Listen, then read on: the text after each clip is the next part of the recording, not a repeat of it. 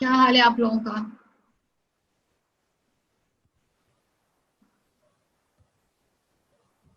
I hope आप लोग बहुत अच्छी तरह से पढ़ाई कर रहे होंगे। अच्छा, ऐसे है कि ये जो टॉपिक इस आज मैं डिस्कस आपसे करने लगी हूँ, ये बहुत बहुत बहुत इम्पोर्टेंट है, राइट? जितनी भी आपकी हॉस्पिटल इमरजेंसीज होंगी और आईसीयूज में, इमरजेंसीज में, सीसीयूज में, you will come across this type of shocks. और अगर आपको उनकी बेसिक फिजियोलॉजी पता होगी और ट्रीटमेंट पता होगी तो then it will be easier for you कि आपने how are you going to manage these patients. ठीक है, बेशक this is your last lecture today. या 12 से 1 में मोस्ट ऑफ द बच्चे जो होते हैं ना, वो कोशिश करते हैं कि जी हम भाग जाएं। लेकिन बेटा, जो मैं आपको पढ़ा रही हूँ ना, जब आप अपनी इंशाल्लाह क्लिनिकल लाइफ में जाओगे तो आपको फिर मेरी एक एक बात याद आएगी। हमें मैडम ने इस तरह से बताया था और हमने अपने शॉक के पेशेंट को इस तरह से डील करना है। ठीक है, सो प्लीज काइंडली, मैंने कोशिश की है एक दो बीच में जोक्स भी डाल दूं ताकि आप थोड़े से मेरे सामने। कौन सी स्लाइड नंबर 64? कल दिखा दी थी मैंने आपको। ये तो मैंने आपको दिखा दी थी कल। तो बेटा, मैंने और भी बीच में कि आई डोंट नो बच्चों, मैं जब फुल स्क्रीन पे करती हूँ ना तो फिर आई डोंट नो, फिर मेरी आगे मूव नहीं करती है स्लाइड। अब I will try to move it. हाँ, कर गई मूव।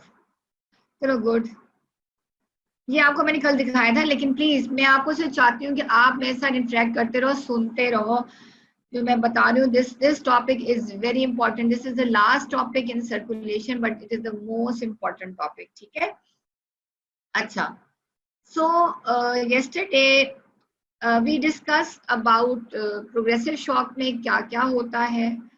ठीक है, कार्डियक डिप्रेशन हो जाती है, वेसोमोटर फेलियर हो जाता है, स्लश ब्लड फॉर्म होता है, एसिडोसिस हो जाती है, एंड एंडोटॉक्सिन्स कार्डियक डिप्रेशन कर देती हैं, कैपिलरी परमेबिलिटी इंक्रीज हो जाती है। ठीक है, और पैची नेक्रोसिस हो जाती है और वाइटल ऑर्गन्स की, राइट? फिर एसिडोसिस की दो वजह है, लैक्टिक एसिड बन रहा है, कार्बोनिक एसिड बन रहा है। फिर हमने बात की थी कि what is irreversible shock. Irreversible shock जो है, लॉस ऑफ एटीपी अगर सेल्स में से हो जाएगी तो the person will go into irreversible shock and then no amount of treatment will be able to revive the patient. ठीक है, अच्छा, उसके बाद फिर हमने बात की थी हाइपोवोलेमिक शॉक। हाइपोवोलेमिक शॉक दो तरह के हैं, एक में ब्लड लॉस हो रहा है और एक में सिर्फ प्लाज्मा लॉस हो रहा है। ठीक है, तो ब्लड लॉस तो आपको पता है कि कोई ब्लड वेसल डैमेज होगी, लेकिन प्लाज्मा लॉस की आपको बहुत सारी वजह बताई थी। बर्न्स थे, डिहाइड्रेशन थी, वॉमिटिंग थी, डायरिया था, एक्सेसिव स्वेटिंग थी, लॉस ऑफ एल्डोस्टेरोन था। ठीक है, इन सब में लॉस ऑफ प्लाज्मा। अब याद रखो कि जब अगर लॉस ऑफ प्लाज्मा है तो उसमें पेशेंट में हीमो कॉन्सेंट्रेशन होगी। ठीक है, प्लाज्मा लॉस हो रहा है लेकिन ब्लड सेल्स वहीं पे हैं तो हीमो कॉन्सेंट्रेशन होगी। लेकिन जो हेमरेजिक शॉक है उसमें हीमो कॉन्सेंट्रेशन नहीं होगी because blood is also being lost from the body. ठीक है, अच्छा। फिर हमने डिफरेंट टाइप्स ऑफ शॉक्स का डिस्कस किए थे कि हम उनको one by one in detail discuss करेंगे। तो पहला जो शॉक हमने कल डिस्कस किया था वो जो एक जरा डिफरेंट सा है, hypovolaemic shock caused by trauma. बच्चों, उसमें क्या होता है कि एक्सेसिव कंट्यूजन्स होती हैं। कंट्यूजन का मतलब है ऐसी चोट जैसे जैसे किसी ने डंडे मारे हुए हैं। ठीक है, तो उसमें ब्लड वेसल नहीं रप्चर होती, उसमें कैपिलरीज जो हैं वो डैमेज हो जाती हैं। तो as a result of that is excessive loss of plasma from the capillaries into the tissues resulting in loss of plasma. अब वो कहते हैं इसकी दो वजह होती है, कुड बी टू रीजन। एक may be because of the production of toxins, या शॉक की वजह से, पेन की वजह से जो ब्लड वेसल्स हैं वो वेसोडाइलेट कर जाती हैं। ठीक है, अच्छा। सो ये तो हो गया hypovolaemic shock caused by trauma. ठीक है, ट्रॉमा भी कैसा ट्रॉमा जिसमें कंफ्यूजन्स हैं। ठीक है, अब हम बात करेंगे न्यूरोजेनिक शॉक की। बहुत इंपॉर्टेंट शॉक है, आपको इसकी बेसिक जो समझ में आना चाहिए कि what is the pathophysiology behind it. Neurogenic shock में बच्चों there is no blood loss. ठीक है, जब आपसे पूछा जाए कि व्हाट इज न्यूरोजेनिक शॉक, तो आप सबसे पहले लिखोगे कि there is no blood loss. ठीक है, शॉक में है बंदा लेकिन ब्लड लॉस नहीं। अब मैंने आपको बताया था ना कि जो सर्कुलेशन जो है आपकी, उसमें दो चीजें मेन इंपॉर्टेंट है, एक तो ब्लड वेसल्स का डायमीटर, दूसरे amount of blood in it. ठीक है, मेन सिस्टेमिक फिलिंग प्रेशर ये डिटरमिन करता है। जितना मेन सिस्टेमिक फिलिंग प्रेशर अच्छा होगा उतना ही वीनस रिटर्न ज्यादा होगा। ठीक है, अच्छा अब ब्लड लॉस तो यहाँ पे हो नहीं रहा, इसका मतलब ब्लड का अमाउंट तो उतना ही है, लेकिन यहाँ पे क्या हुआ है कि there is sudden loss of vasomotor tone throughout the body. ठीक है, resulting in massive dilation of the veins. अच्छा, for any reason क्या होता है कि एकदम से जो आपकी ब्लड वेसल्स हैं, आपको पता है दे आर टोनिकली कंट्रैक्टेड, आपके आर्टेरियोल्स भी और आपके वेन्स भी under sympathetic stimulation they remain tonically contracted. As a result of that आपका आर्टेरियल प्रेशर मेंटेन रहता है। अब किसी वजह से भी आपकी ये जो वेसोमोटर टोन है खत्म हो जाती, तो व्हाट विल हैपन कि इंस्टेड द ब्लड वेसल्स जो टोनिकली कंट्रैक्टेड के बजाय वो डायलेट हो जाती हैं। अब पहले तो आपका ब्लड जो था वो इतनी कैपेसिटी में था, ठीक है, 10 सेंटीमीटर डायामीटर है वेसल का और 10 सेंटीमीटर ही ब्लड है। अब डायामीटर हो गया 20 सेंटीमीटर, डायलेट कर गई है ब्लड वेसल और ब्लड उसके अंदर 10 सेंटीमीटर है। तो बताओ what will happen to the pressure है। अब साइज जो है ना वो थैले का या ब्लड वेसल का बड़ा हो गया है, लेकिन अमाउंट ऑफ जो सब ब्लड है वो उसके अंदर वही है, तो प्रेशर जो है वो वहां पर फॉल कर जाएगा। ठीक है, तो न्यूरोजेनिक शॉक में क्या होता है, वेस्कुलर कैपेसिटी इंक्रीज कर जाती है। ठीक है, मैसिव डायलेशन ऑफ वेन्स हो जाती है। ठीक है, वेस्कुलर कैपेसिटी इतनी ज्यादा, it increases so much that even the normal of amount of blood is unable to fill the circulatory system adequately. ठीक है, कि जो वेस्कुलर कैपेसिटी इतनी ज्यादा डायलेट हो जाती है ब्लड वेसल कि जो ब्लड उसके अंदर प्रेजेंट है that is unable to fill the expanded circulatory system adequately. ठीक है, तो क्या होगा कि जब आपका अमाउंट ऑफ ब्लड जो है तो it has not change, amount of blood उतना ही है लेकिन वेस्कुलर कैपेसिटी इंक्रीज हो गई है, तो क्या होगा, your mean systemic filling pressure will fall. if your mean systemic filling pressure falls, so what will happen, it will reduce the venous return towards the heart. Diminished venous return will cause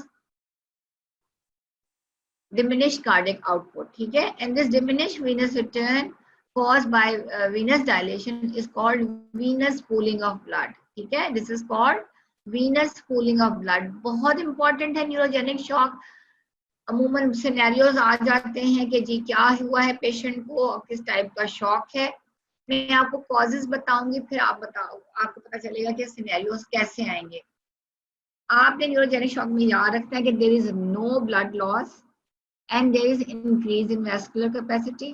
ठीक है, increase in vascular capacity क्यों हो गई है, because of sudden loss of vasomotor tone throughout the body resulting in dilation of the veins. जब dilation of the veins हो जाएगी तो what will happen, mean systemic filling pressure will fall, which will reduce the venous return and which will result in decrease in cardiac output. और ये जो diminished venous return caused by vascular dilation, this is called venous pooling. आई बात समझ में?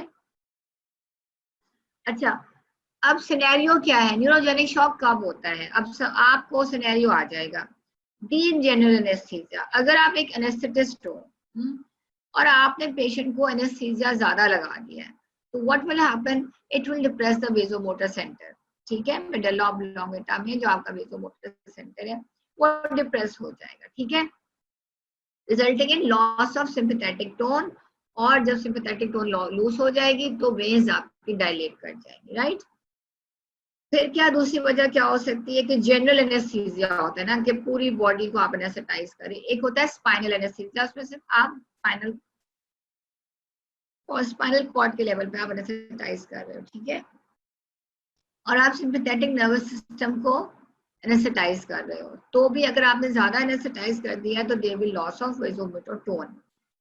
Number 3, brain concussion और contusion of the basal regions of the brain also causes profound neurogenic shock. अगर किसी के मेडुल्ला के लेवल पे base of the basal region of the brain में अगर कोई कंफ्यूजन है या कोई चोट लगी है तो भी vasomotor centre will stop working, ठीक है। सो आपको सिनेरियो आ सकता है कि जी एक डॉक्टर है, उसने अपने पेशेंट को डीप जनरल एनेस्थीसिया दिया है and then the patient goes into shock, ठीक है।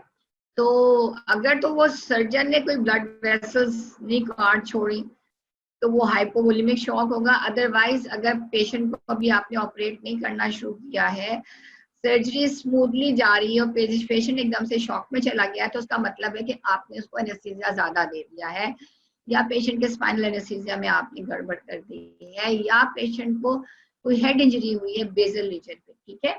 अच्छा, इसमें क्या होगा कि इनिशियली जो है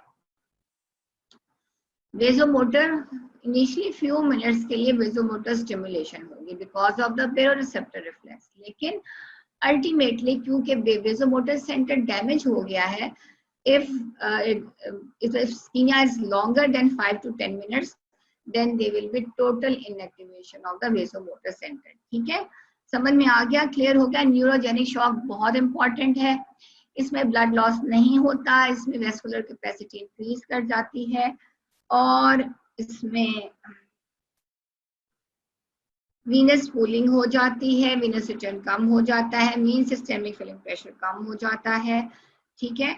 और कॉजेज आपको पता होना चाहिए क्योंकि यही सिनेरियो बना देंगे और आपसे पूछेंगे जी पैथोफिजियोलॉजी क्या होती है। तो पैथोफिजियोलॉजी में आपने बताना है there is no blood loss, there is increase vascular capacity, there is loss of vasomotor tone. तो जो blood which is present is unable to fill the circulatory system adequately resulting in decrease in venous return, ठीक है, and decrease in cardiac output. Initially थोड़ी सी stimulation होगी, लेकिन अगर damage persist करता है more than 5 to 10 minutes then there will be inactivation of the vasomotor centre, ठीक है।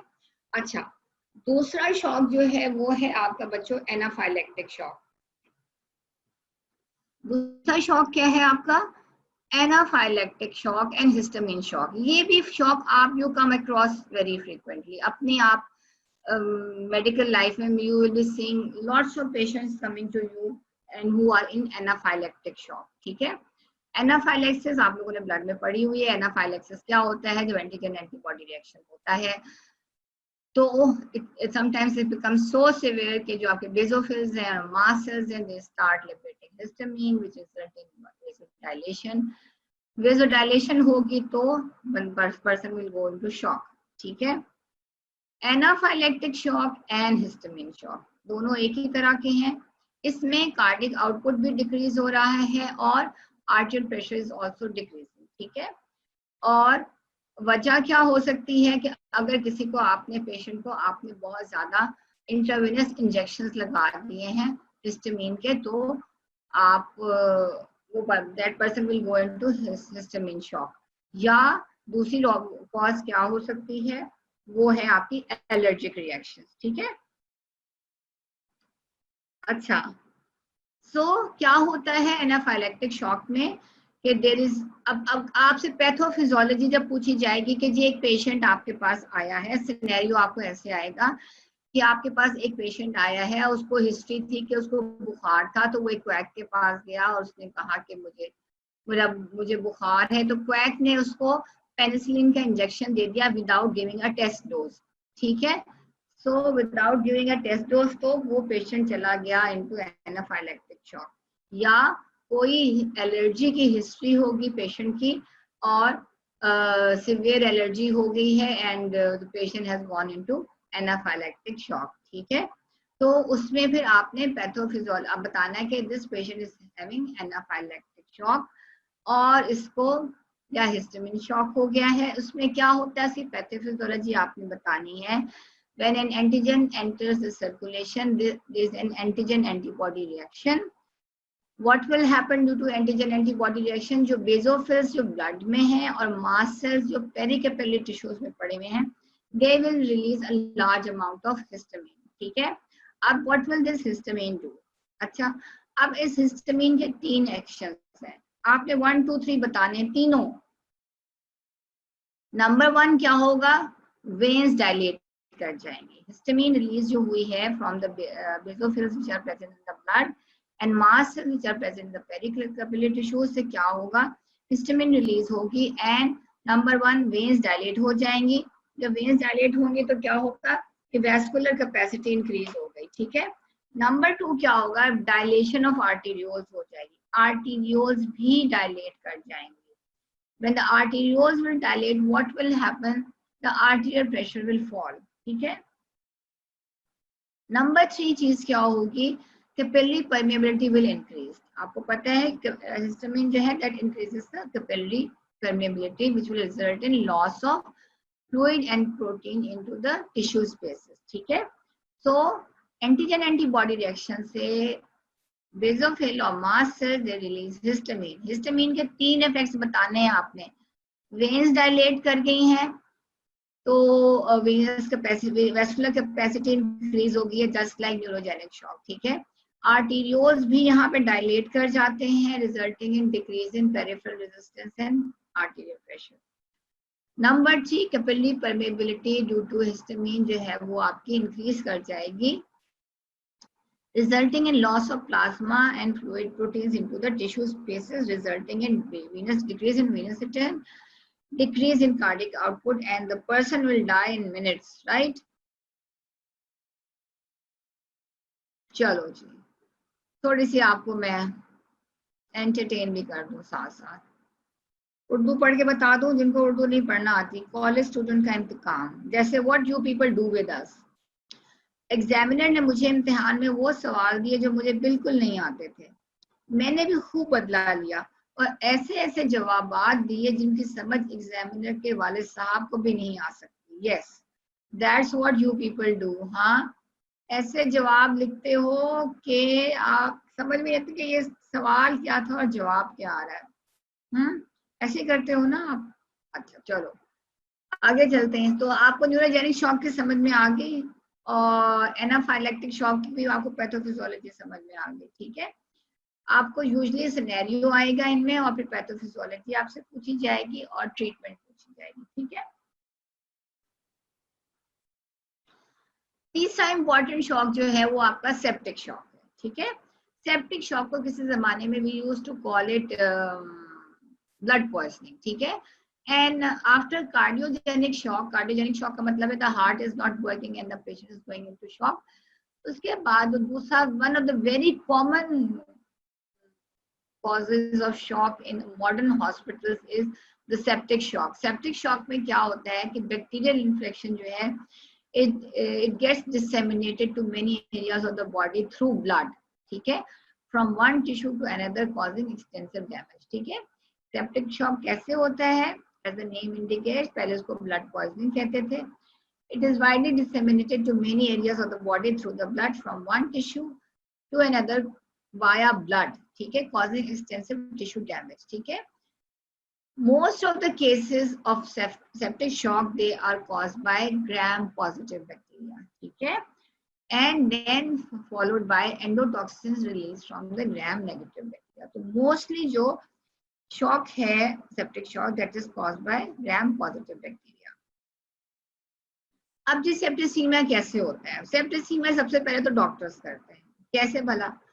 कि आपने अनस्टेरिलाइज्ड इंस्ट्रूमेंट्स यूज किए, ठीक है, और as a result of that आपने कोई भी एब्डोमिनल सर्जरी की है और इंस्ट्रूमेंट्स आपके स्टेरिलाइज नहीं है तो पेरिटोनाइटिस हो जाएगा leading to entering of the infection in the blood vessels which will affect the whole body, ठीक है।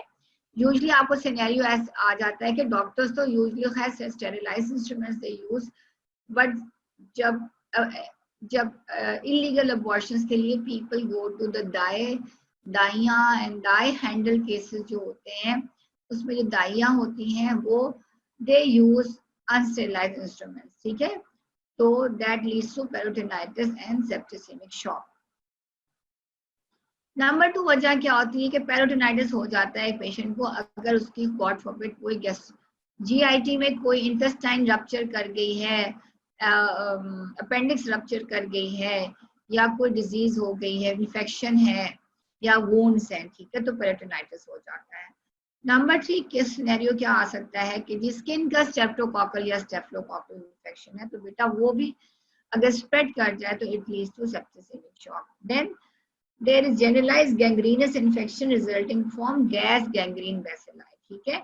अब पेरिफ्री में किसी को डायबिटीज है, उसको गैंग्रीनस इन्फेक्शन हो गया है टो में, तो वो जो गैंग्रीनस इन्फेक्शन है वो फिर पूरी बॉडी में स्प्रेड कर जाता है, ठीक है। And this gangrenous infection is caused by gas gangrene bacilli. Infection spreading into the blood from the kidney, urinary tract, often caused by colon bacilli, ठीक है। और क्या सिनेरियो हो सकता है कि आपके पेशेंट को या आपके पास आया है जिसको किडनी का इन्फेक्शन था या यूरिनरी ट्रैक्ट का इन्फेक्शन था या कोई इन्फेक्शन कोलन में था जिसकी वजह से पेशेंट को पेरिटोनाइटिस हो गया, ठीक है। तो ये सारे सिनेरियोज हैं। जब आपके पास पेशेंट आता है वो हिस्ट्री ये देता है तो आपका माइंड फौरन जाना चाहिए कि ये पेशेंट जो है he has gone into septicemic shock, ठीक है। क्योंकि जब शॉक में होगा बंदा तो न्यूरोजेनिक है या हिस्टामिन शॉक है या एनाफाइलेक्टिक है या सेप्टिसेमिक शॉक है, ये आपने डायग्नोज करना होगा तो उसके अकॉर्डिंगली आप उसको ट्रीट करोगे, ठीक है। अच्छा जी, अब स्पेशल फीचर्स क्या है सेप्टिक शॉक के। यहाँ पे सेप्टिक शॉक के फीचर्स थोड़े से डिफरेंट हैं। सेप्टिक शॉक में जब पेशेंट होगा तो वो usually he will present with high grade fever, ठीक है। अच्छा, दूसरे क्या होगा कि उसके ब्लड के अंदर जो बैक्टीरियल टॉक्सिन्स होंगी they are causing mark vasodilation throughout the body, ठीक है। बैक्टीरियल टॉक्सिन्स जो ब्लड में होंगी they are causing mark vasodilation throughout the bodies. अब ये जो मार्क वेजोडाइलेशन क्यों हो रही है, ठीक है, ये आपने बताना है। जब आपसे पैथोफिजियोलॉजी पूछी जाएगी ना सेप्टिक शॉक की तो आपने ये बताना है कि जो बैक्टीरियल टॉक्सिन्स होती हैं वो क्या करती हैं बॉडी के अंदर, वो टिश्यू मेटाबॉलिज्म को इंक्रीज कर देती हैं। एक तो वो टिश्यू मेटाबॉलिज्म को इंक्रीज करती है, नंबर 2 बॉडी टेम्परेचर भी इंक्रीज कर जाता है। तो both of these factors they will cause arteriolar dilation, ठीक है, in the infected tissue। अब जब डायलेशन हो जाएगी तो flow of the blood in the tissues will increase. This increase in flow of blood to the tissues will result in increase in cardiac output। अब याद रखो एग्जामिनर बहुत पूछता है कि जी सेप्टिक शॉक में कार्डियक आउटपुट को क्या होता है। सेप्टिक शॉक में कार्डियक आउटपुट इंक्रीज हो रहा है और वो इसकी वजह पूछेगा कि क्यों इंक्रीज हो रहा है, तो आप बताओगे कि सेप्टिक शॉक में cardiac output is increasing because the bacterial toxins in the blood they are causing marked vasodilation। And how are they causing marked vasodilation? They are increasing the cellular metabolism। as a result of that oxygen कम हो जाएगी, carbon dioxide और waste product ज्यादा हो जाएंगे, they will cause vasodilation। number 2 क्या होगा, bacterial toxin जो है they will raise the body temperature। both of these factors they combine together they will cause arteriolar dilation throughout the body resulting in increase in cardiac output because more blood will start flowing towards the tissues। this will result in increase in cardiac output, ठीक है। peripheral resistance तो fall करेगा लेकिन cardiac output जो है flow of the blood towards the tissues will increase and the more the blood is flowing towards the tissues more will be the cardiac output, ठीक है। तो patient will present with high fever, mark vasodilation. याद रखो septic shock में cardiac output increase होता है, बाकी shock में कार्डियक आउटपुट जो है वो डिक्रीज हो रहा है। नंबर 3 सेप्टिक शॉक में क्या होता है, स्लजिंग ऑफ ब्लड हो जाती है। स्लजिंग ऑफ ब्लड क्या मैंने आपको बताया था कि जो टॉक्सिन्स हैं जो प्रोड्यूस हो रही हैं वेस्ट प्रोडक्ट्स और जो एसिड्स हैं वो मिल के रेड ब्लड सेल से एग्लूटिनेशन कर देते हैं, ठीक है। टेस्ट टिश्यूज जब डिजेनरेट होने शुरू हो जाते हैं they all together along with the acid they मिल के what will they do, they will cause agglutination of the blood cells in the small blood vessels. तो there will be sludging of the blood, ठीक है। and number 4 क्या चीज हो रही है, disseminated intravascular coagulation, ठीक है।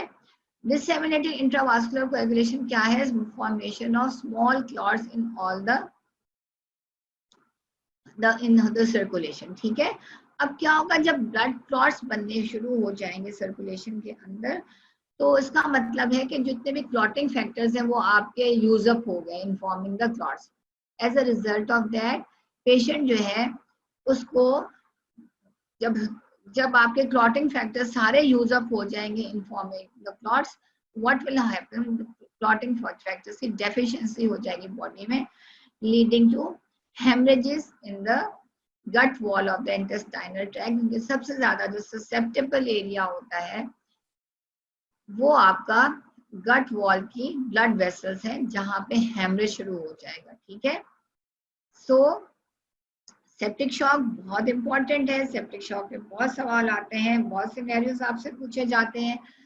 पेशेंट प्रेजेंट करेगा हाई फीवर से, आपसे पैथोफिजियोलॉजी पूछेंगे कि क्या हो रहा है, आप उसे बताओगे जी हाई फीवर है, बैक्टीरियल टॉक्सिन्स वेजोडाइलेशन कर रही हैं। कैसे कर रही हैं?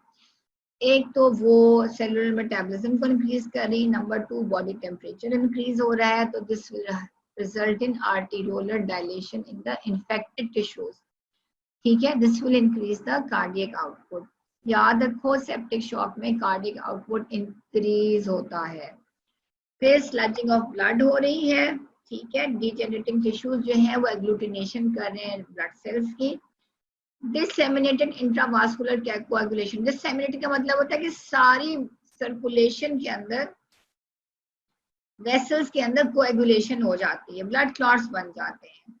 तो जब कोएगुलेशन होती है तो क्या होता है कि सारे आपके क्लॉटिंग फैक्टर्स यूज अप हो जाते हैं और then patient starts bleeding from the intestine, right. Septic shock is extremely important to the clinician because other than cardiogenic shock, septic shock is the most frequent cause of shock related death in the modern hospital. ठीक है, चलो जी फिर एक छोटी सी break में आपको दे देती हूँ। This is whatever I am teaching is you is very important, please, इसलिए I want your attention. ठीक है, I don't want कि मैं बोल बोल के आप लोगों को, I want to give you a little break. Question तो मैं आपसे पूछ नहीं सकती हूँ, I can ask you, लेकिन अब एंड में पूछूंगी आपसे। So your brain is like the Bermuda Triangle. Information goes in and then it is never found again. ऐसे नहीं, आप तो अच्छे बच्चे हो, लाइक बच्चे हो, हाँ, आपके साथ ऐसे नहीं होता। अच्छा जी, अब हम बात करते हैं पेशेंट्स की, शॉक वाले पेशेंट्स की, जो कि how will you treat them. तो बेटा ट्रीटमेंट इज ऑलवेज, याद रखो किसी भी एक पेशेंट को, अगर आपका पेशेंट आएगा तो आप देखोगे what is the cause of the disease, बंदा क्यों बीमार हुआ है, बंदा क्यों शॉक में गया। ठीक है, सबसे पहले you will try to correct the cause. First of all, treatment should be aimed at correcting the cause. Then you will try to help the physiological compensatory mechanisms to restore an adequate level of tissue perfusion. ठीक है, एक तो आप cause को correct करोगे, number 2 जो आपकी body के अंदर फिजियोलॉजिकल कॉम्पनसेटरी मैकेनिज्म, जो नेगेटिव फीडबैक मैकेनिज्म है, which are trying to save your body, आप उनको असिस्ट करो। You will try to assist them. ठीक है, if the primary cause is blood loss, तो क्या करोगे आप, उसको ब्लड लगा दोगे। ठीक है, early and rapid transfusion of adequate amount of blood, compatible blood. Important ये नहीं कि हर एक का उठा के आपने ब्लड लगा दिया। ठीक है, आफ्टर क्रॉस मैचिंग आप उसका ब्लड लगाओगे। ठीक है, अगर शॉक जो है is due to loss of plasma, ठीक है, लाइक बर्न्स हैं या और अदर कंडीशन जिनमें हीमो कॉन्सेंट्रेशन है। ठीक है, जब प्लाज्मा लॉस सिर्फ हो रहा है तो उस पेशेंट के अंदर हीमो कॉन्सेंट्रेशन हो जाती है। ठीक है, तो उस सिनेरियो में आप लोग क्या करोगे कि आप पेशेंट को प्लाज्मा लगाओगे। ठीक है, अगर आप उसमें ब्लड लगाओगे तो उसमें पेशेंट को नुकसान ये होगा कि आप ऑलरेडी पहले ही उसकी हीमो कॉन्सेंट्रेशन हुई, यानी उसके अंदर ब्लड सेल्स ज्यादा है as compared to the plasma. ठीक है, तो आप प्रेफरेबली आपको पता होना चाहिए कि ये जो हाइपोवोलेमिक शॉक है ये आया लॉस ऑफ ब्लड की वजह से है या लॉस ऑफ प्लाज्मा की वजह से। अगर तो हीमो कॉन्सेंट्रेशन हुई है इसका मतलब है पेशेंट को जो लगानी है आपने प्लाज्मा। अगर ब्लड लॉस की हिस्ट्री है, इसलिए हिस्ट्री लेना बहुत इंपॉर्टेंट है, ठीक है। आप पेशेंट की हिस्ट्री लोगे, ये नहीं देखोगे कि जी जैसे पेशेंट आपके पास आया आपने खट से उसको कुछ लगा दिया। आप अगर पेशेंट खुद बेहोश है नहीं बोल सकता तो आप अटेंडेंट से जरूर पूछोगे कि भाई इसको क्या हुआ था। अटेंडेंट या तो बताएगा जी रोड ट्रैफिक एक्सीडेंट है, या आपको बताएगा कि इसको डायरिया हो गया था, उसको वॉमिटिंग हो गई थी, ठीक है। तो हिस्ट्री लेके आप उसी वक्त जज कर लोगे कि आपने इसको प्लाज्मा लगाना है या आपने इसको ब्लड लगाना है, ठीक है। तो अब आपको अगर सिनेरियो आता है ना इसका, लेट्स से प्लाज्मा लॉस हो गया पेशेंट का, डायरिया का पेशेंट आपके पास आया है, ठीक है। तो अब आपसे पूछा जाए कि जी पैथोफिजियोलॉजी क्या है and how will you treat the patient, ठीक है। तो उस सिनेरियो में फिर आपने, क्योंकि जब आपको ये पूछा जाएगा तो आपको ट्रीटमेंट भी पूछ लेते हैं हम। फिर आप उस समय ये बताओ कि जी ये पेशेंट इस तरह से प्रेजेंट किया था, इसको प्लाज्मा लॉस हो गया, इसका वीनस रिटर्न कम हो गया, कार्डियक आउटपुट कम हो गया, आर्टेरियल प्रेशर कम हो गया है और हम इसको ट्रीट करेंगे विद द प्लाज्मा, ठीक है। अच्छा, जनरली जो ट्रीटमेंट आप देते हो पेशेंट को शॉक की वो है जी रिप्लेसमेंट थेरेपी। रिप्लेसमेंट थेरेपी में क्या क्या आप रिप्लेस कर सकते हो? होल ब्लड दोगे, प्लाज्मा दोगे, इलेक्ट्रोलाइट सॉल्यूशन दोगे, प्लाज्मा सब्स्टिट्यूट्स दोगे, सिम्पथोमाइमेट। अच्छा, पहले हम रिप्लेसमेंट थेरेपी में बात कर लेते हैं, ठीक है। अगर तो ब्लड लॉस हो रहा है पेशेंट का तो हम होल ब्लड लगाएंगे, ठीक है। अगर प्लाज्मा लॉस की हिस्ट्री है तो हम प्लाज्मा लगाएंगे। अगर वॉमिटिंग डायरिया है तो हम फिर लगाएंगे इलेक्ट्रोलाइट सॉल्यूशन, ठीक है। दूसरी एक चीज हम लगाते हैं प्लाज्मा सब्स्टिट्यूट्स, ठीक है। अगर आपको प्लाज्मा नहीं मिल रहा है तो प्लाज्मा की तरह ही की आपको चीज लगाएंगे जो मैं अभी आपको आगे बता रही हूँ, ठीक है। रिप्लेसमेंट थेरेपी के अलावा आपकी जो ट्रीटमेंट होगी आप उसको देंगे सिम्पथोमाइमेटिक ड्रग्स। अब कौन सी कंडीशंस में आप मुझे बताओ कि आप सिम्पथोमाइमेटिक ड्रग्स दोगे? सिम्पथोमाइमेटिक ड्रग्स क्या करेंगी? वेजो कंस्ट्रिक्शंस, जो जहां जहां वेस्कुलर कैपेसिटी इंक्रीज हुई है बॉडी में वहां वहां सिम्पथोमाइमेटिक ड्रग्स विल हेल्प, ठीक है। अगर आप हाइपोवोलेमिक शॉक के पेशेंट को सिम्पथोमाइमेटिक ड्रग दोगे तो कोई फायदा नहीं, उसके तो ऑलरेडी बेरोसेप्टर्स काम कर रहे हैं, ठीक है। लेकिन न्यूरोजेनिक शॉक में और एनाफाइलेक्टिक शॉक में, ठीक है, जहां पे वेस्कुलर वीनस डायलेशन हो गई, ठीक है, जहां पे वीनस डायलेशन होगी उनको आप सिम्पथोमाइमेटिक ड्रग्स दोगे तो वेन्स जो है वो कंट्रैक्ट करेंगे, ठीक है। The veins will contract and push the blood towards the heart, ठीक है। वेन्स बहुत इंपॉर्टेंट है बच्चों, बिकॉज आपको पता है कि वेन्स की वेस्कुलर कैपेसिटी बहुत ज्यादा होती है और आपका 64% जो है ना ब्लड वो आपके वेन्स में पड़ा हुआ है, ठीक है। तो सिर्फ वेन्स ही कंट्रैक्ट कर जाएंगे तो इतना large amount of blood will be push towards the heart, ठीक है। सो न्यूरोजेनिक शॉक में याद रखो, और आपके जो एनाफाइलेक्टिक शॉक है इसमें आप पेशेंट को ट्रीट करोगे, ड्रग ऑफ चॉइस जो है वो सिम्पथोमाइमेटिक ड्रग है, ठीक है। दूसरे आप पेशेंट का हेड डाउन करोगे, पेशेंट का हेड डाउन करोगे, ठीक है। हेड डाउन यानी टांगे ऊपर और सर नीचे, तो क्या होगा? Venous return towards the heart will increase. Number 4 आप ऑक्सीजन दोगे। ऑक्सीजन देने का दे देते हैं मगर कुछ कंडीशन में फायदा होता है, कुछ कंडीशन में ज्यादा फायदा नहीं होता है, बिकॉज लंग्स तो ऑक्सीजनेट कर रहे हैं ब्लड को, ठीक है। It is blood which is not flowing through the blood vessels, मसला वहां पे है, ठीक है। और नंबर 5 जो ट्रीटमेंट ऑफ चॉइस है वो है ग्लूकोकॉर्टिकॉइड्स, ठीक है। अब हम इनको डिस्कस करेंगे one by one, right. Plasma substitutes, ठीक है। प्लाज्मा सब्स्टिट्यूट्स क्या होते हैं? एक तो है जी डेक्स्ट्रैन, दूसरे है कॉन्सेंट्रेटेड ह्यूमन सीरम एल्ब्यूमिन, ठीक है, या हाइपरटोनिक सॉल्यूशन।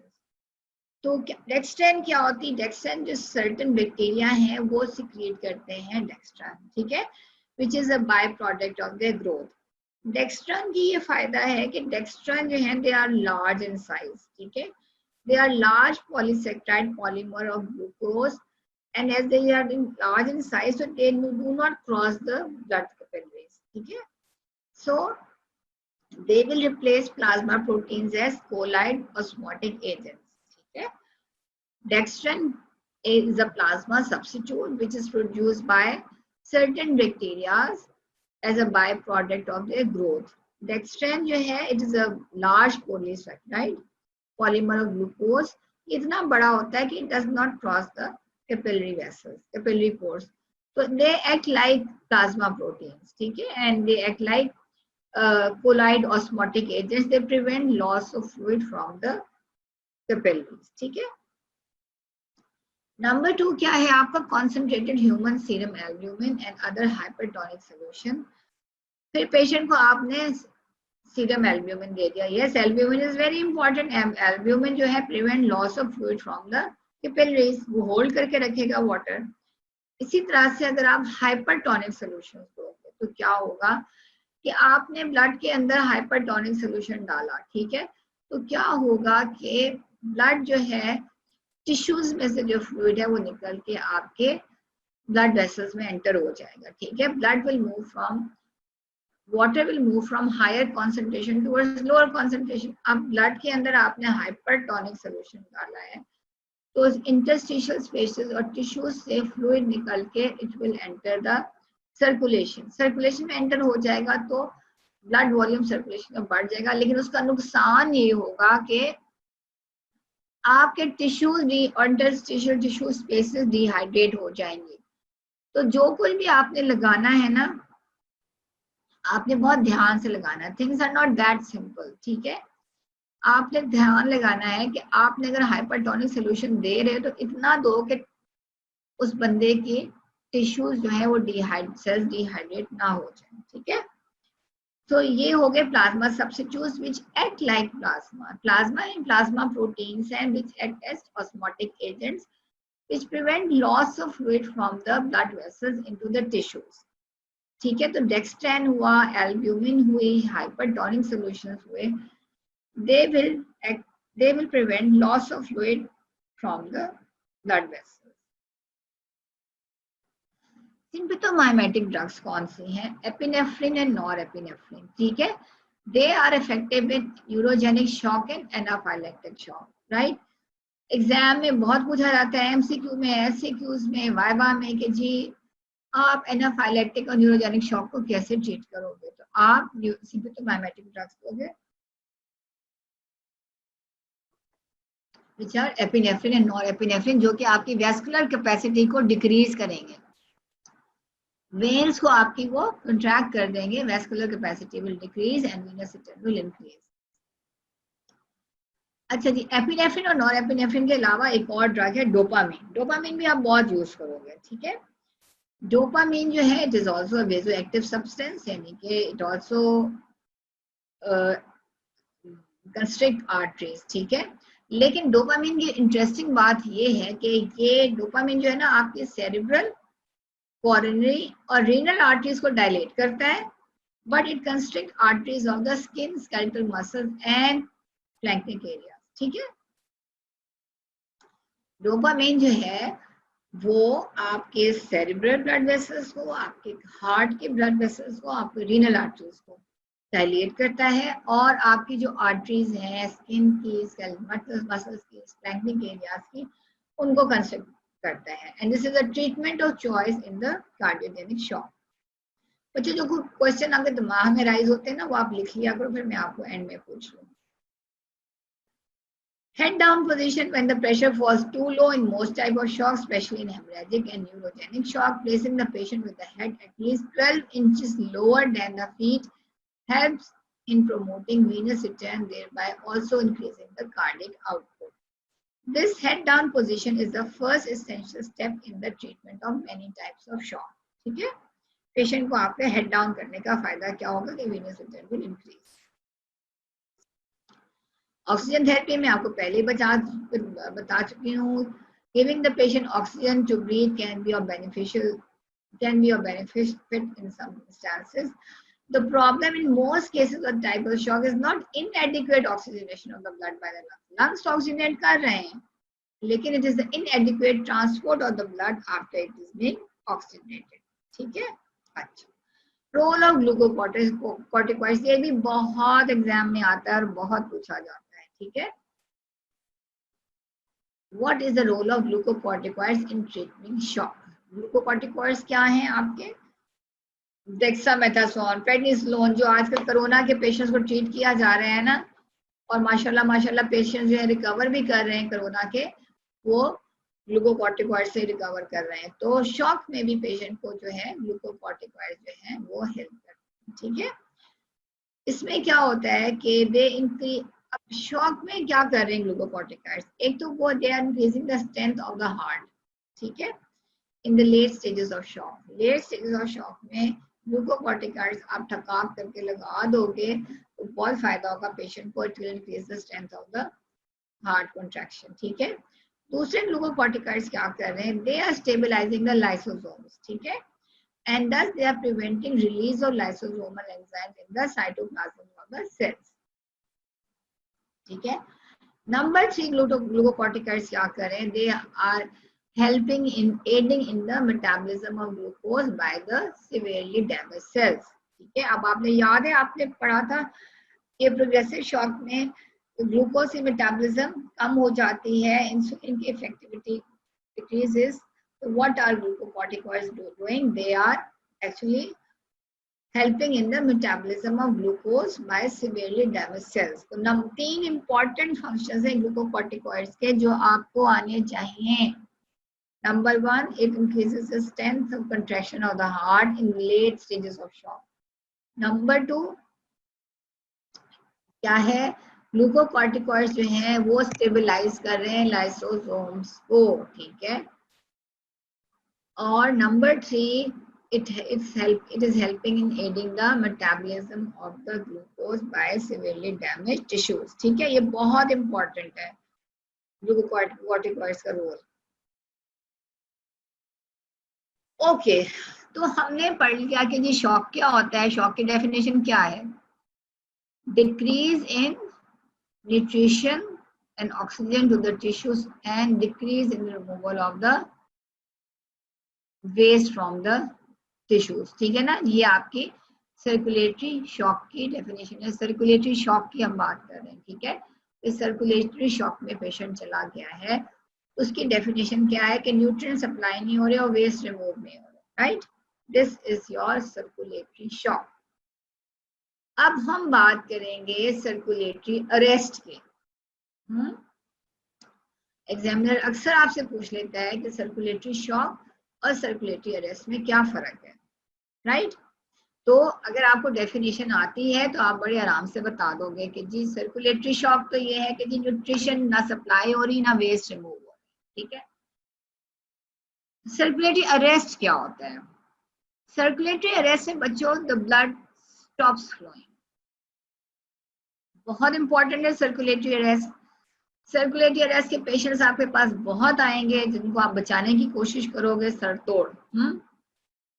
सो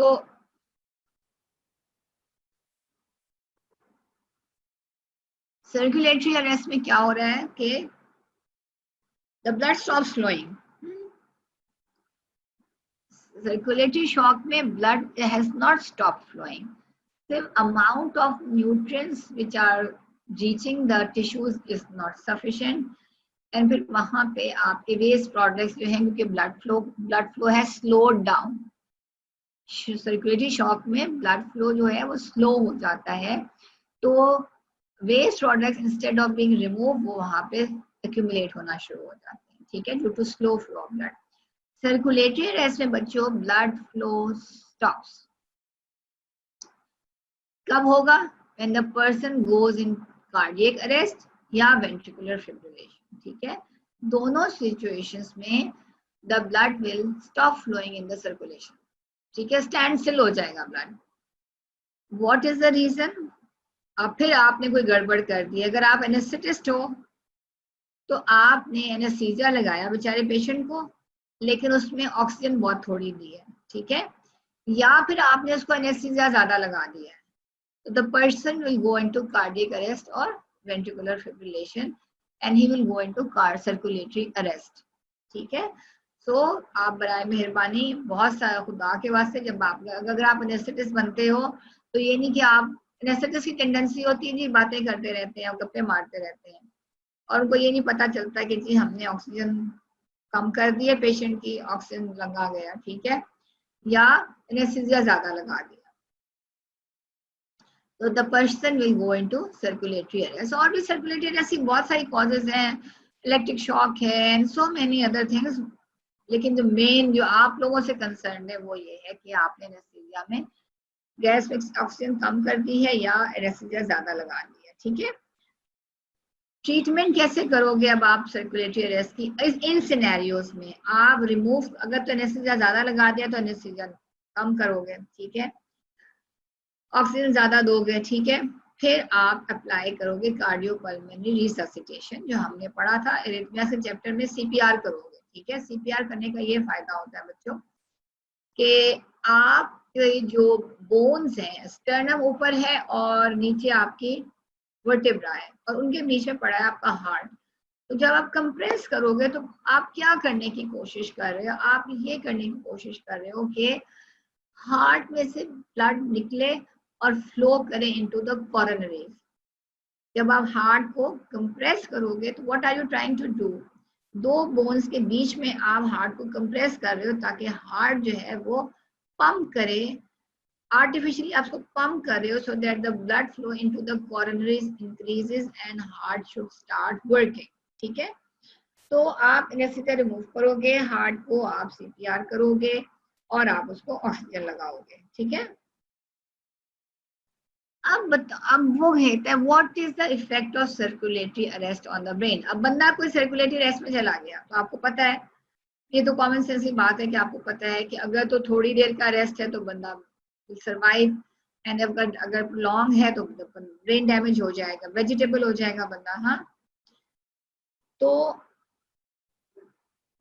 अच्छा ये बच्चों ये लास्ट टॉपिक है सर्कुलेशन का, लास्ट पेज पे लास्ट टॉपिक है, लेकिन this is the most important one. ये मैं एग्जाम में जरूर पूछती हूँ, सर्कुलेटरी अरेस्ट आपको पता होना चाहिए कि क्यों होता है। ठीक है, बेशक ये लास्ट पेज पे, लेकिन सबसे पहले ये याद पढ़ लेना इसको। ठीक है, सर्कुलेटरी अरेस्ट को, effect of circulatory arrest on brain. 5 to 8 minutes का जो सर्कुलेटरी अरेस्ट है that will cause some degree of permanent brain damage। ठीक है, 5 to 8 मिनट्स का टोटल सर्कुलेटरी अरेस्ट यानी कि sudden stoppage of flow of blood in the vessels will cause some degree of permanent brain damage। and circulatory arrest अगर is prolonged as long as to 10 to 50 minutes तो क्या होगा कि significant amount of brain damage हो जाएगा। ठीक है, सो अब क्या वजह है cause of brain death in circulatory arrest? What is the cause of brain death? आपके दिमाग में क्या आता है? सर्कुलेटरी अरेस्ट हो गया है, blood is not reaching the tissues, ठीक है, स्टैंड स्टिल है ब्लड। हाँ, तो जब ब्लड स्टैंड स्टिल हो जाएगा तो क्या होगा? अब शॉक और अरेस्ट में फर्क है, आपका क्या ख्याल है क्या हो सकता है? जब ब्लड जो है ना आपका स्टैंड स्टिल हो जाता है तो आपकी जो स्मॉल ब्लड वेसल्स हैं उनमें क्लॉट्स बन जाते हैं, क्लॉट्स बन जाते हैं, परमानेंट ब्लॉकेज हो जाती है, leading to prolong ischaemia and eventual death of the neurons. ठीक है, बहुत इंपॉर्टेंट बात यह है, this is very very very important कि cause of brain death in circulatory arrest क्या है। ब्रेन के अंदर जैसे ही फ्लो ऑफ ब्लड स्टॉप्स तो what will happen? Small clots will be formed and these small clots will lead to prolonged ischemia and eventually death of the neurons in the brain। तो treat कैसे करोगे इस patient को? Administration of heparin और streptokinase to prevent blood coagulation before cardiac arrest. आपको लग रहा है ना पेशेंट कार्डियक अरेस्ट में जा रहा है तो खड़ाक से आप उसको या तो हेपरिन लगाओगे या स्ट्रेप्टोकाइनेज लगा दोगे ताकि उसके ब्लड जो है वो ब्रेन में क्लॉट ना हो, ठीक है। How will you treat circulatory arrest? एक तो अगर आपने एनेस्थीसिया ज्यादा दे दिया, एनेस्थीसिया हटा दो, ऑक्सीजन लगा दो, उसका सीपीआर करो, बिकॉज हार्ट तो स्टॉप कर गया ना। When the blood is not flowing in the circulation, इसका मतलब है हार्ट है stopped। और जब हार्ट स्टॉप कर जाएगा तो there is no flow of blood in the circulation. अब ब्रेन में भी सर्कुलेशन फ्लो ऑफ ब्लड नहीं है, ठीक है। जो ब्लड जहाँ है वहीं पड़ा रह जाएगा, ठीक है, मूवमेंट ऑफ ब्लड नहीं होगी, तो एज अ रिजल्ट वहां पे क्लॉट्स बन जाएंगे। क्लॉट्स बन जाएंगे तो they will cause ischaemia of the neurons leading to permanent brain death, ठीक है। और ट्रीट कैसे करोगे? अगर आप एंटिसिपेट कर रहे हो कि पेशेंट शॉक में जा रहा है, वेंट्रिकल फिब्रिलेशन आप ईसीजी देखोगे फिब्रिलेशंस आ रही हैं, तो आप पेशेंट को फॉरन स्ट्रेप्टोकाइनेज या हेपरिन लगा दोगे ताकि टू प्रिवेंट ब्लड कोएगुलेशन, ठीक है। Okay, so we are done with the chapter. अच्छा, इस वक्त आपकी हालत ऐसी है, आज तो इतना लंबा लेक्चर नहीं था मेरा, लेकिन जब सारी सर्कुलेशन पढ़ लोगे ना तो उस वक्त आपकी हालत ऐसी हो जाएगी, है ना, ऐसे ही है ना।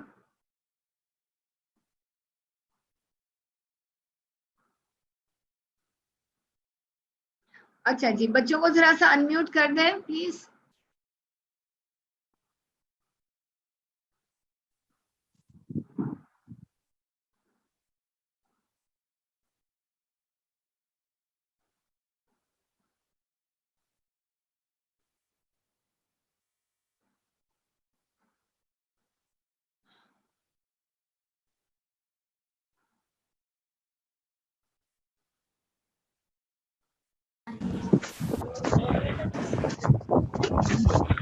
अच्छा जी, हाँ बच्चों, फिर क्या हाल है?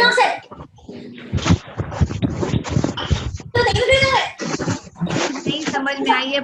Any question?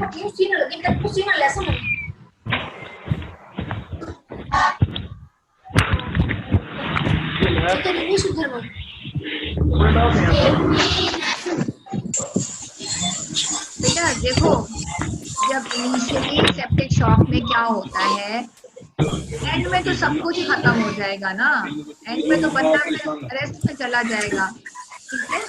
लेकिन जब पेशेंट आपके पास आता है ना हाई ग्रेड फीवर के साथ और तो शॉक में होता है, तो बॉडी में क्या चल रहा होता है, उसकी बॉडी के अंदर क्योंकि टॉक्सिन्स रिलीज हुई होती हैं तो टिश्यू मेटाबॉलिज्म कर रही होती है, फीवर भी होता है उसको, ठीक है। ये दोनों चीजें मिलकर आर्टेरियोलर डायलेशन करती हैं। जब आर्टेरियोलर डायलेशन होती है तो फिर उस वक्त पेशेंट का ब्लड प्रेशर कार्डियक आउटपुट ज्यादा हो जाता है। अल्टीमेटली तो बेटा एंड तो सबका वही है जो आपके प्रोग्रेसिव शॉक में होता है, ठीक है। एंड में प्रोग्रेसिव शॉक में जो होता है वो एंड में सबके साथ होगा, लेकिन इनिशियली जो है जब पीक पे होता है शॉक तो उस वक्त आपका कार्डियक आउटपुट हाई होता है, एंड उसका यही होगा। और एनी क्वेश्चन? अच्छा चलो फिर मैं पूछ लेती हूँ, प्लीज क्वेश्चंस पूछ लो, नहीं तो मैं पूछना शुरू कर देते हैं। डोपामीन नहीं होती बेटा, डोपामीन, डोपामीन होती है। अच्छा चलो जी, मुझे बताओ आपको कि what is neurogenic shock? Neurogenic shock में क्या हो रहा है?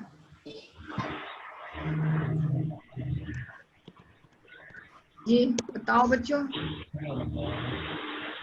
शाबाश, there is no blood loss. और क्या हो रहा है? Good girl Isha. और क्या हो रहा है? आगे चलो, नो ब्लड लॉस के साथ क्या हो रहा है? नो ब्लड लॉस के साथ वेस्कुलर कैपेसिटी, ये शाबाश, वेरी गुड, वेस्कुलर कैपेसिटी जो है वो इंक्रीज हो जाती है, ठीक है। तो मीन सिस्टेमिक फिलिंग प्रेशर को क्या होगा? शाबाश शाबाश, मीन सिस्टेमिक फिलिंग प्रेशर को क्या होगा? कम हो जाएगा, शाबाश, very good, venous return will decrease, ठीक है, शाबाश, वेरी गुड। अच्छा चलो मुझे आप बता दो, मैं भी आपको सेप्टिक शॉक में दोबारा बता देती हूँ। अच्छा मुझे बताओ आपके एनाफाइलेक्टिक शॉक में क्या हो रहा है? वगैरह होगी कोई वो जो एनाफाइलेक्टिक शॉक में क्या हो रहा है बच्चों? एंटीजन एंटीबॉडी रिएक्शन से क्या होगा? एग्लूटिनेशन, हिस्टामिन रिलीज होगी। हिस्टामिन रिलीज होगी तो क्या है? वेन्स डायलेट करेंगी, शाबाश। आर्टेरियोल्स डायलेट करेंगी, शाबाश। हिस्टामिन रिलीज होगी, शाबाश। ठीक है, वेन्स डायलेट होगी, शाबाश। Very good, very good, very good. और कैपिलरी परमेबिलिटी विल इंक्रीज। 3 चीजें हो रही हैं, शाबाश। वेन्स डायलेट कर रही हैं, आर्टेरियोल्स डायलेट कर रही हैं। तीसरा भी बताओ। Capillaries dilation, yes. Capillary permeability increases, very good, शाबाश जैनब। तो ये तो आपका हो गया। अच्छा, ट्रीटमेंट क्या दोगे? सारे कपड़े डाल देती है वो। एनाफाइलेक्टिक इतना में, पानी तो डालती है, ये पानी दे के ऊपर उछलता है। एनाफाइलेक्टिक शॉक में और न्यूरोजेनिक शॉक को, शाबाश, एपिनेफ्रिन दोगे, वेरी गुड। हमारा जो है ना, हमारे पैसे जा रहे हैं ना, हमारा सब जा ग्लूकोकॉर्टिकॉइड्स रहा है। दोगे, वेरी गुड, इतना शाबाश। पानी है मियां साहब, अच्छा, सेप्टिक कम शॉक इतना में होना दोबारा चाहिए। से बता दो बच्चों। अच्छा, लेकिन वो कहती है एक ही दफा काम करना, बस एक दो मिनट करता पूरा सारे कपड़े। जो सेप्टिक शॉक में बेटा होता है मोस्टली ड्यू टू अच्छा, प्लीज ये बच्चों को जरा चुप करा दें, ये म्यूट कर दें प्लीज, ये स्टूडेंट्स को म्यूट कर दें।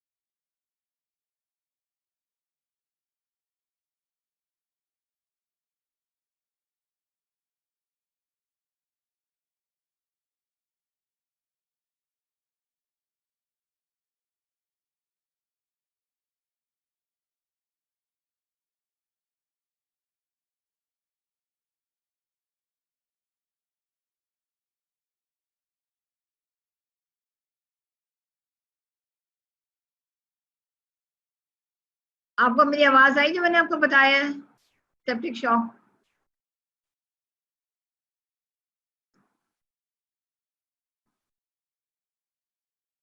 अच्छा, okay, I repeat again. Septic shock में क्या है? It is occurring due to positive bacteria, gram positive bacteria, not by the gram negative, a little less by the gram negative bacteria. ठीक है, mostly ग्राम positive bacteria से होता है। इसमें patient present करता है with high grade fever. Number 2, patient को जो एंडोटॉक्सिन्स रिलीज हो रही होती है ना, वो टिश्यू के मेटाबॉलिज्म को इंक्रीज कर देती हैं। टिश्यू के मेटाबॉलिज्म इंक्रीज हो जाती है, पेशेंट को होता है फीवर।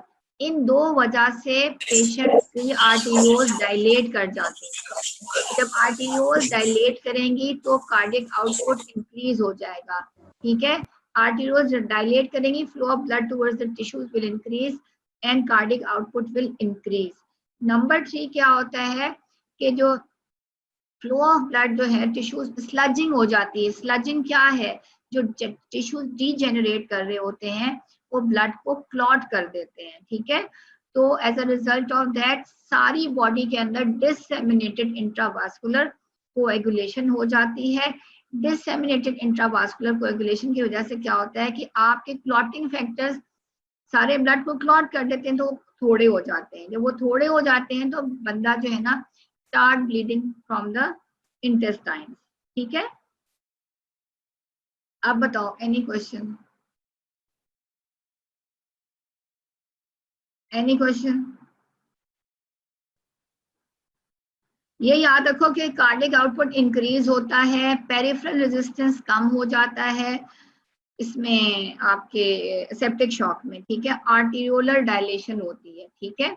जो आपका एनाफाइलेक्टिक शॉक है और आपका जो ये है न्यूरोजेनिक शॉक, बेसिकली इसमें ज्यादा अफेक्ट जो है वेन्स हो रही हैं, ठीक है।